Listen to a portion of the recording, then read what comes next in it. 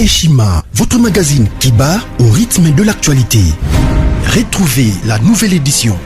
Exclusivité, alors que la RDC sort progressivement la tête de l'eau après la crise sanitaire Covid-19 ayant fragilisé les économies du monde, Eshima Magazine présente à la une de sa 15e édition la ministre de l'économie nationale, Acacia Bandou-Bola, présente son bilan depuis sa prise de fonction. Relance économique, Acacia Bandou-Bola Mbongo donne des signaux forts. Baisse des prix des produits pétroliers, maîtrise des prix des denrées alimentaires pendant des temps forts, organisation des marchés populaires afin de soulager les paniers de la ménagère en période de Covid-19, une franche collaboration avec les opérateurs économiques et dotation en équipement de son administration, la ministre de l'économie nationale affiche un bilan éclatant de sa première année de gestion de ses très stratégiques portefeuilles. Eshima Magazine revient sur chaque étape de la vie de la Margaret Thatcher congolaise. Focus, Agnès Moide et la CNSS interpellent les employeurs sur les avantages de l'utilisation de la télédéclaration. Payer l'impôt est un devoir civique. Barnabé Mwakadi Mwamba, directeur général de la DGI, sensibilise les assujettis. Découverte, Jerry Biangani Tampo, l'homme derrière la renommée de l'université chrétienne Cardinal Malula. Dossier Eshima, contentieux électoraux de la poudre aux yeux. Économie, les scandales financiers ont la peau dure en RDC. Interview, Ted Belechai Kassonda, secrétaire exécutif national de la Ligue des jeunes de l'UDPS. Bras de fer entre la CPI et les USA. Fatou Bensouda défie Donald Trump. Retrouvez l'intégralité du magazine Eshima dans les kiosques. Eshima Magazine, un nouveau standard d'information. Nabino bandeko balandi ya basango ya Congo Télévision, Benjamin Mwanasuka, pièce contre pièce, actualité. Tolobi ke non mikolo belé, tokutanité pour to fanda surtout bete sur masolo ya mboka parce que anazo bisayo la nation congolaise va de plus en plus au toujours qui est en danger parce que le mal n'est pas déraciné mais le mal est temporairement coupé. Vous allez comprendre pourquoi. Et aujourd'hui penabo limbi sangai ndena sana subu mesano so mona boaki mutute parce que vous avez émission politique to beta mini politique. Je salue seulement mon compagnon de tous les temps, le grand caméraman Serge Moura, ma caméra, tout mes robeta actualité à politique, ma solution est tellement ébélée. Et bon, mon ingénieur na ba pièce moi mingi awa, je pense que Serge Moura a ko benda ngo moko sima mususu.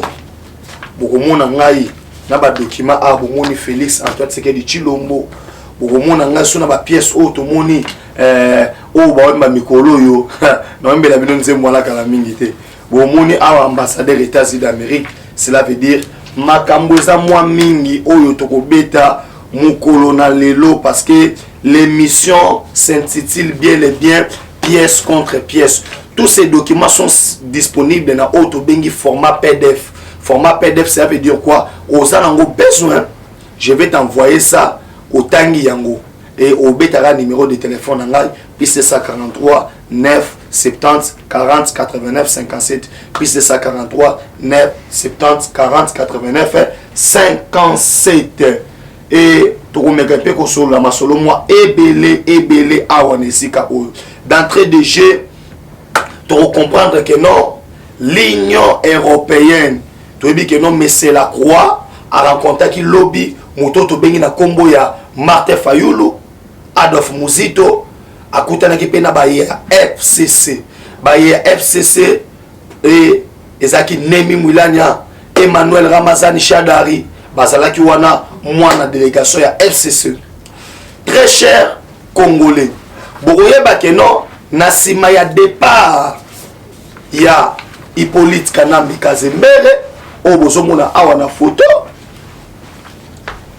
FCC en débandade bayebite de quel sens se dévouer bayebite tokosuka wapi pe tokokende wapi parce que les leaders azasu na makasi te mais vous comprenez que non les leaders a qui joué carte mususu parce que Kabila ce n'est pas politique enceinte abunga mazo préparé maramusu na CCA autre dévoilé tout au long il y a émission oyo et nazo confirmer bino que avion oyo bana comme Makabila avion ya munene et quitter aéroport ya Njili Mukolo na lelo et qui Afrique du Sud soit disant que baké au checker yango. J'interpelle encore les autorités. Avion wana ko se déplacer et kende Afrique du Sud ndengeni. Kabila otambo wana ngo susu ndengeni. Faites très attention. Là, non, ça a blaguité. J'ai dit, faites très attention. Pour l'intérêt du Congo, ça a blaguité. Faites très attention. Comment on peut mettre avion à Kabila wana et qu'il a fait ici et qu'il n'a pas soit disant que le Robungisango, Babungisango pour un vol nini, pour un avion commercial ou bien nini. Faites très attention. Tous les abino à une émission comme pièce contre pièce, nazo beta masono surtout. Na robeta bino masolo a boy bakeno Kabila, l'obasa qui réunion, na hôtel.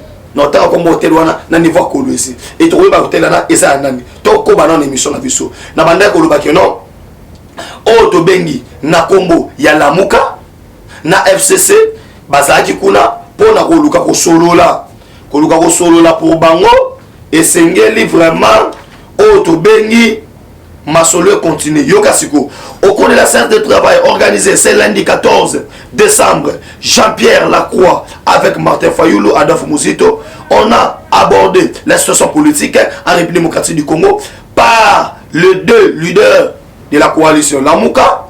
Il y avait une crise politique au pays et il est important qu'on trouve un cadre pour aborder les réformes dont la RDC a besoin d'ici les prochaines élections et l'Union sacrée n'est pas une solution. Wana Adolphe Muzito, l'Union européenne sacrée comme structure partisane dépendant de Messieurs Tshisekedi, l'Union sacrée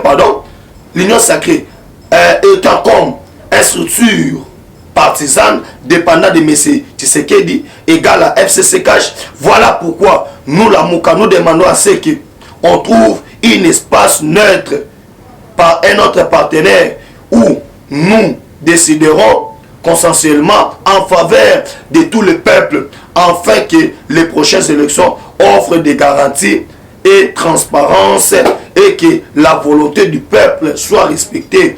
S'est exprimé Adolphe Muzito en fin des échanges. Au cours d'une même journée, Jean-Pierre Lacroix a reçu la délégation de l'FCC conduite par l'infatigable Némi Moulane au siège exécutable. Et vous comprenez que non, Nasimaye Koyamba, Martin Fayulu, Adolphe Muzito, Bayamba Kibongo FCC. Mais là où nous sommes que non, ces gens-là, en fait, tu peux prendre les stylos, je vais commencer les cours parce que je dois donner cours bientôt là. Les cours doivent commencer. Vous prenez un bout de papier, vous prenez votre stylo, on doit commencer maintenant. L'émission s'intitule Pièce contre pièce. Voilà pourquoi autour de cette table, j'ai plusieurs documents qui attestent que les informations que je suis en train de donner, ce sont de bonnes informations et fiables et vérifiables. Parce que je donne mon numéro de téléphone au cas où vous constatez que non, ce que j'ai parlé, ce n'est pas ça. Vous m'appelez au téléphone parce que je dois donner cours. Prenez vos stylos. On va commencer maintenant à analyser. On a vu Adolphe Muzito parler et Martin Fayulu. Or, Adolphe Muzito et Martin Fayulu en parle de vitesse. Nous savons bien que Muzito avait eu un problème. Quel est le problème? Autour de l'Union sacrée. Parce qu'à l'Union sacrée, on a reçu les leaders comme étant Jean-Pierre Bemba. On a reçu Marie-Josée Kofo. On a reçu Noël Tchani. On a reçu Kike Moulumba, on a reçu Franck Diongo, on a reçu Moïse Katumbi et on a reçu Bahati Lukwebo.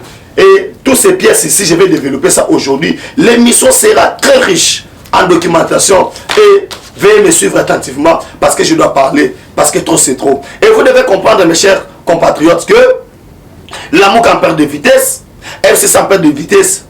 FCC en perd de vitesse, pourquoi? Les leaders qui est entre autres politique Kanambe Kazembere, que nous voyons en image, qui politique Kanambe Kazembere a déjà quitté Kinshasa et vous allez voir que non, il a abandonné les siens. Asundoli bangonde balobaka na Kinshasa, abeti bango kindobika, batika li bango moko. Yango mo banda uyemba. Kabiloza wapi zonga e, raiso ke wapi yaka e, etumbe makasi zonga e. et tout me makasi zonga Raïs ke wapi zonga pour vous dire quoi qui est basé en perte de vitesse. Maintenant ton moni bango si Martin Fayoulou ne travaille pas pour l'intérêt, il y a FCC. Comment ils peuvent se rallier FCC na la muka pour le rebelle le romo que non maramwetami na union sacrée toyebi yangote nous demandons des élections anticipées mais la réponse est claire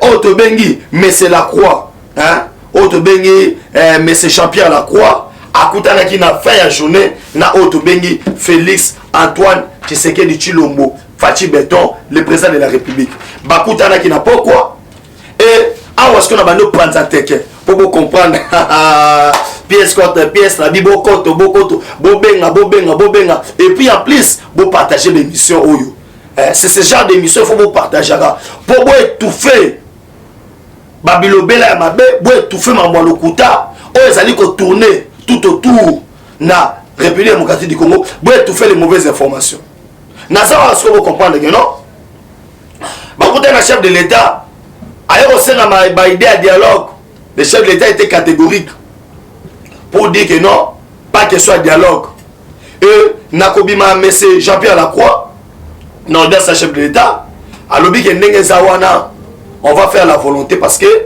l'Union européenne tout ça déterminé bah tout va déterminer il y a le que non rien que auto bengi volonté chef de l'État et que salima na union sacrée pas pour des semaines mais c'est pour quelques jours nomination il y a informateur sauf imprévu c'est ce samedi entre samedi ou bien dimanche le président de la République nomme déjà un informateur ça chauffe de partout et de partout il est censé avant fin de semaine à déposer démission parce que soit déposer démission à la ridicule comment tout le monde a lobby la cour constitutionnelle est autorisée na bureau d'âge et Assemblée nationale et que baroko prolonger session ça veut dire qu'il y a une session extraordinaire. Pourquoi session extraordinaire na banisco masolo tango la muka na FCC bazolo ka ba combiné c'est déjà trop tard parce que na mitso to ki na autre bengi union sacrée na kata union sacrée ba biloko ba plateforme au cash au FCC ko na mai to komi ko tambola biso tout na vision ya chef de l'État na vision chef de l'État. Pourquoi? Parce que chef de l'État après avoir ça discours na il y a état de la nation alors que non désormais et c'est qu'il m'a monsieur normalement premier ministre Fakoué mais sur la santé bah au ça y est au travers Assemblée nationale au bisoto to masolo ndenge ezali kokende c'est pourquoi sans plus tarder toujours quand on va vivre un sujet bon comprendre ma ndenge ezali kokende na webi sabinoni ilunga lukamba na logique à cause de la plan de faire le chef de l'État parce qu'on a humilié dans les pays responsables mutura bati le kobo faut démissionner parce que tout le monde a 70 quelques signatures on va te signer comme les ridicules ne tirent pas dans Congo tika bazala bongo mais awa ils ont chauffé pendant ma casse parce que Nemi Moulane a serré un siège injectable après les débâcles à l'Assemblée nationale. Il y a quelques semaines la chute de Jani Mabunda à l'Assemblée nationale a créé une onde de choc au sein de la coalition de Joseph Kabila et des voix s'élèvent pour réclamer la tête du coordonnateur professeur Nemi Moulane. 341, c'est le nombre de sièges que possédait la coalition de Kabila à l'Assemblée nationale. À l'issue des législatives choquantes de 2018, le Front commun pour le Congo, qui avait perdu spectaculairement la présidentielle, s'était effondré pour avoir la majorité. Alors, ce qu'il faut comprendre que non, défaite et bandit. FCC pour la bango, Babenganimi Moulania. Mais il y a bisayo, là-bas ça chauffe. Ici chez nous, ça va. Et Narola Sabino que non, Jean-Pierre Lacroix. Mais nazo kamwa mini bande konangai. Boyoka kombo, na otanga nanu boyoka kombo le nasim. La séparation est athée. Pourtant, son excellence Félix Tshisekedi Tshilombo et le sénateur à vie Joseph Kabila doivent se rencontrer et se séparer en gentillesse, ce qui ne fait pas le bonheur du peuple congolais. Je demande à ce que le président Félix Tshisekedi Tshilombo puisse se rencontrer avec Joseph Kabila afin qu'on puisse avoir un dialogue de paix. signé Germain Kaminga. Bande konanga Germain Kaminga yo. Baloka ou bendengeni. Hein? Germain Kaminga so Kaminga. Vous avez un problème? Au moment où nous avons basculé, comme une union sacrée, vous nous faites retourner encore en arrière pour Kabila. Bafana na fachi ba oswani. Hein? Faites gaffe. Hein? Faites gaffe. Très gaffe encore. Osok, bossa blague na mino, ezanga mutu na makolo wana te. Bafana ba swani. Bafana ba swani. Mutu aza congolais te. Na mutu aza congolais ba swani. OK ba bino abuso ba wana. L'air n'est pas aux distractions. Toi la distraction à té. Toi la makambo oyo et ça normal. Na kota ba analyse à vous comprendre après autre bien consultation nani ba probable premier ministre ba na ba président Sénat ba blo wanto na kota on développer na kena dossier oyo pièce oyo il y a Joseph Kabila. Vous allez comprendre que non, le président Edar Luvungi vient de convoquer en urgence son état-major pour une action en représailles contre les tentatives de déstabilisation de la Zambie, qui est l'opposant M. Naver Mumba, formaté en intelligence avec les dénommés Joseph Kabila et à Kolwezi. Un important déplacement des militaires qui se sont positionnés dans les casernes des Zambie, Andola, Kolwezi, Kasumbalesa, sont en train de converger vers la zone frontalière de Kolwezi. Il n'était pas exclu que les postes frontaliers de Kasumbalesa soient notamment fermés durant cette nuit si les opérations militaires se sont dirigées contre la menace que représente Joseph Kabila. Joseph Kabila kosi batoke akei wapi akei kopema te akei kopema te bandeko na ngai bokeba boyoki ke Kabila fallait kende Kiba. Moi, si na ba il faut ba na face ba kende Kiba. Boyeba ke pourquoi Kiba? Bandeko na nga bozola na nga partout dans le monde. Benjamin Mwana Souka pièce contre pièce. Numéro na nga téléphone ezali piste 143 9 70 40 89 57. Piste 143 9 70 40 89 57. Vous allez comprendre que non, Kabila avait déjà des troupes au Basaki Pré, Bakadogo, Bakatakatanga. Parce que l'objectif est ça. Dans sa réunion, Oyo, Basali dans tel moko, na niveau à Kolwezi Boutou à Lilo. Kabila ne va pas chercher la guerre pour conquérir pour pouvoir remettre la Kinshasa. Non. Problème des années, plein d'années. Les Katanga. Quand je dis les Katanga en général, je prends au Katanga, Lualaba, Tanganyika. Et Sengeli est comme ingouvernable. Et pas Fachi Beton. Ça veut dire quoi? Ake kuna pona kwa appuyer le wabengi sécession. État indépendant du Katanga. Ne rêvez pas mes frères. Hein? Bon ça va. Bon moi t'es droit au ça blague. Hein? Balobi sokyo monindo ki belela. Nazo belela ke il est grand temps bakanga Joseph Kabila. Ce type ici représente une menace énorme pour notre pays.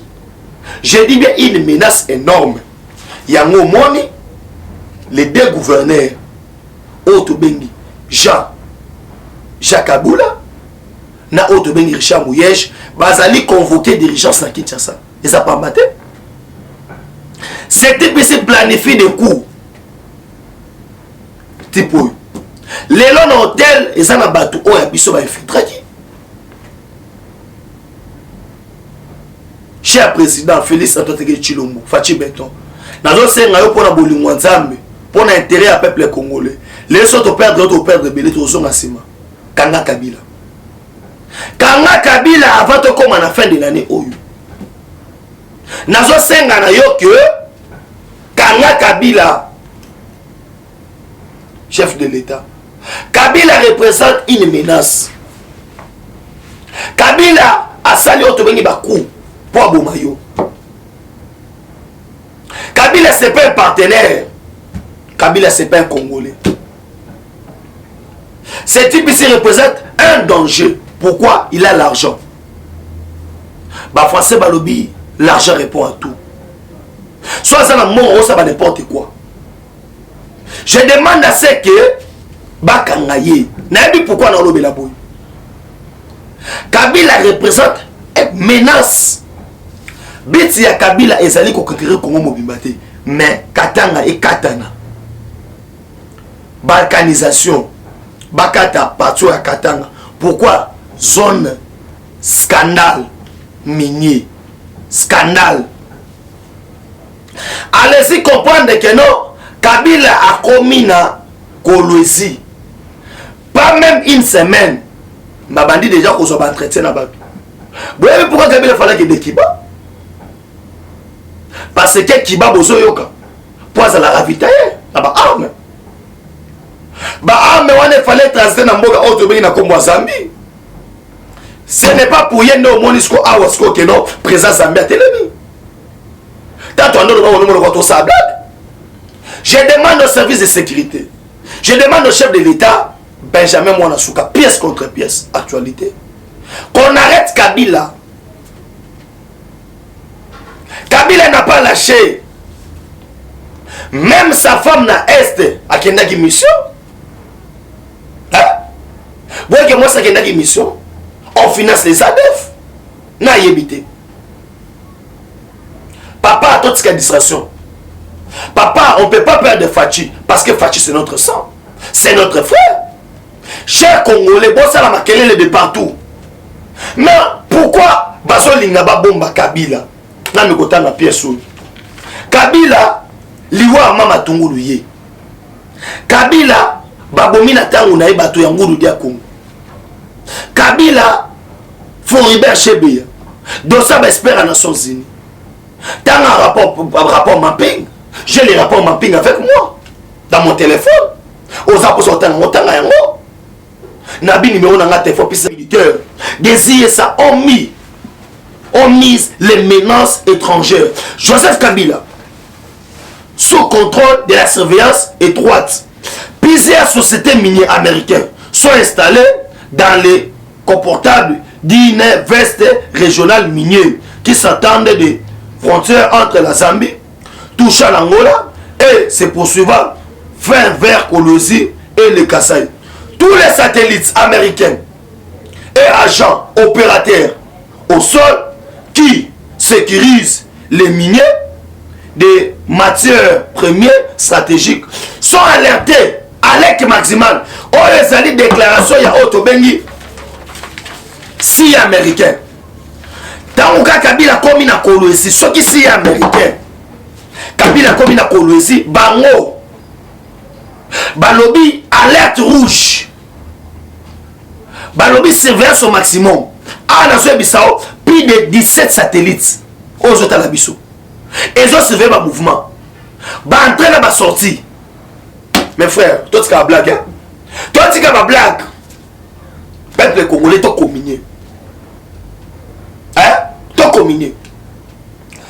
Bah qu'on distrait Bissau. Na ba soit disant, oh ba soit adhérer na kataba union sacrée. C'est la distraction. Nombre de députés dans un c'est coquille nango. Ah ou est-ce que le problème est bandi? On peut nous distraire na droite pour mettre Bissau mundo qui na gauche. Kabila qui est Kalemi a libéré ses mamans si à la prison à l'époque. Moussa et Kinshasa, Moussa Koufi. Nani commanditaire Georges Mirinda solo va bien, c'est M. Kabila. Chidibou là le bamou. Dans le documentaire qui a tué Moussa, on comprend la réalité. Ce type de sa manière na osala. Quand nous parlons de Ganato le Baha, les militaires de 1500 militaires basawa. Tokeba. Peuple congolais Tokeba. Bitumeza makas. N'a nécessité. Pour moi, je demande que arrêter M. Kabila. Parce que ma mozo prouvé et la Tsabiso de Sikou. Jean-Marc Chantenu. Autre bien Union Européenne. Abi. J'ai rencontré aujourd'hui le chef de l'État pour lui faire part du soutien de l'Union Européenne et l'ambition. Parce que l'Union Européenne a renforcé encore les sanctions contre les entourages de M. Kabila. Mais les rapports Mamping est clair. Si quelqu'un me demande, bon, Kabila, pourquoi? Parce que les rapports Mamping prouvent que non, il est responsable de ces crimes. Normalement, qu'il a rechuté, vous allez comprendre que non, na côté scolaire, na Mambouetali, consultation, quand nomination, il y a informateur, il y a semaine Oyo. Quelques temps après le discours du chef de l'État, Félix Antoine Tshilombo à la nation, ici des consultations et les réactions sont de partout. Dans un communiqué de presse, l'intérêt de l'MSC est à la carte. Tobandis Koyo, Makambo Kitoko Awa, vous comprendre que non. Nous avons besoin de bien comme moi j'appelle Bemba. Azali, parmi Bato, ça va présenter aux ala, ba informateur, Esaïe, Moïse Katumbi, na Oto Bengi, Kitenge Yezu. Ce sont les trois personnes au Bazali, ça c'est aux ala, Oto Bengi, ba informateur. Mais en l'entretemps, vous comprenez que non, vous allez comprendre que non, Oto Bengi na combo ya nani, ya primature, et ko kende bongo, na bandeko ya ko rejoindre biso. Mais c'est comme ça l'Assemblée nationale. Na Sénat, wane otika la bongo na IDPS. Parce que l'action gouvernementale doit être bien contrôlée.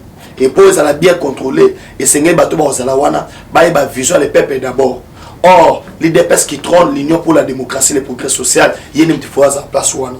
Il y en a aussi no balde balinga mi que non, soyez en rassurés, soyez en calme que calamité, to bana masolo et masolo so bana ndenge moko, il y a bien na kata consultation oyoyo et na ko pena na suka ya émission ya mukona lelo na saki bino pena que non na ki mi kubeta masolo politique et je vous rassure que non dans les prochains jours le président va nommer un informateur, il va identifier la nouvelle majorité. J'ai parlé il y a menace à Joseph Kabila Awa, n'a parlé na Oto Bengi Jean-Pierre Lacroix akutana ki na président de la République et kuna mamuya dialogue babo yango malgré que Muzito Fayulu Oto Bengi na kombo ya Nemi Mwila na Shadari puis bakende kuna bakende kosoma mwa dialogue to boy makambo ya dialogue vraiment dans Sabino boy baimbo kaboza la vigilant boza la pena vigilant na fin de la bobi que janvier et ça va surprise na mboka na biso mona président Kufaka mambo belé tout ça na vigilance to bosa na te un peuple oyo ba bosa na histoire na bango ba miyebité biso to bosa histoire na biso te ceux qui bosse pela qui na biso am konelo vous allez dire merci à Serge Moura. Mais pour Nangaï Nasuki Awa, Nessi Binoboui, Bosa pour sa numéro de contact Nangaï, P743 9 70 40 89 57, P743 9 70 40 89 57. Soit comme Langaï na Benjamin Mouanasuka. Bah document tout nature au moins na tient na mesa à tout ça. Et ça va format PDF. Format PDF ça veut dire que au comme na WhatsApp na tindeli au bimisa autant ngo autant pour comprendre rapport mapping. Autant là-bas vidéo les désespère au comprendre la consultation quels sont les à côté qui n'a presté mais yo et magi ya bilo samai bolanda yango vraiment si vous êtes d'accord avec moi to côté na bino sumuko la lobby émission Zara Moko pièce contre pièce je dis au revoir et ciao.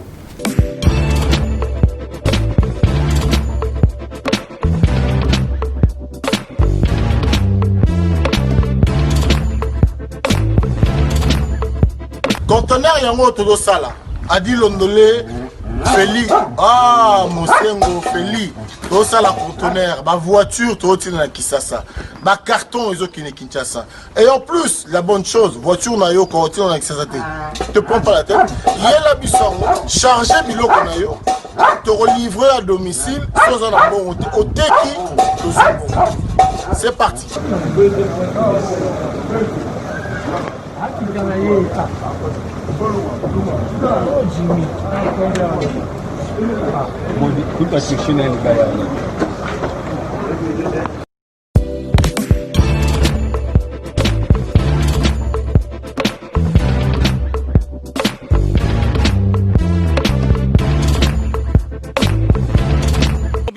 bolanda donc bozwa vraiment contact ba numéro ezali ko défiler bo bengi fret maritime Feli Mosengo donc ezali kaka semaine oyo donc bazana besoin ya 30 cartons seulement.